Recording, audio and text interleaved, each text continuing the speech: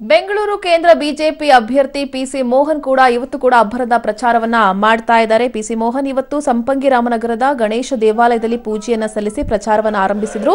PC ಮೋಹನ್ಗೆ ನಟಿ ಶ್ರುತಿ, ಮಾಜಿ ಸಚಿವ ಕಟ್ಟಾ ಸುಬ್ರಹ್ಮಣ್ಯ ನಾಯ್ಡು ಸಾಥ್ ಕೊಟ್ಟರು. ಪ್ರಚಾರಕ್ಕೂ ಮುನ್ನ ಇಲ್ಲಿನ ಕಾರ್ಯಕರ್ತರು ಹೂವಿನ ಹಾರ, ಶಾಲು ಹಾಕಿ ಸನ್ಮಾನ ಮಾಡಿದ್ರು.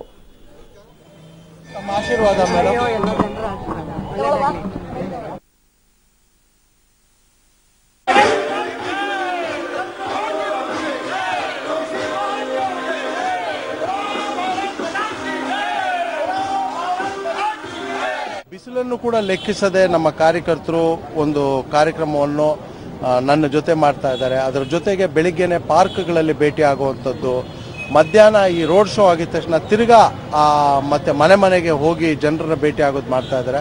ಇವತ್ತು ಶಿವಾಜಿನಗರದ ಸಂಪಂಗಿ ರಾಮನಗರ ವಾರ್ಡಲ್ಲಿ ಕಟ್ಟಾ ಸುಬ್ರಹ್ಮಣ್ಯ ಅವರ ನೇತೃತ್ವದಲ್ಲಿ ಮತ್ತೆ ನಮ್ಮ ಚಲನಚಿತ್ರ ನಟಿಯರಾದಂತಹ ಶ್ರುತಿ ಅವ್ರ ಜೊತೆ ಇವತ್ತು ನಾನು ಪಾದಯಾತ್ರೆ ಮಾಡ್ತೇನೆ. ಇವತ್ತು ಬೆಳಿಗ್ಗೆ ಇಲ್ಲಿ ರೋಡ್ ಶೋ ಮಾಡ್ತಾ ಇದೀವಿ. ಇದನ್ನು ಮುಗಿಸ್ಕೊಂಡು ಮಧ್ಯಾಹ್ನ ಮೀಟಿಂಗ್ಗಳನ್ನು ಮಾಡಿ ಪ್ರಮುಖರ ಜೊತೆ ಸಂಜೆ ರಾಜಾಜಿನಗರದಲ್ಲಿ ಸುರೇಶ್ ಕುಮಾರ್ ಅವರ ನೇತೃತ್ವದಲ್ಲಿ ನಾವು ಇವತ್ತು ಅಲ್ಲಿ ಕೂಡ ಒಂದು ರೋಡ್ ಶೋ ಅನ್ನು ಮಾಡ್ತಾ ಇದ್ದೀವಿ.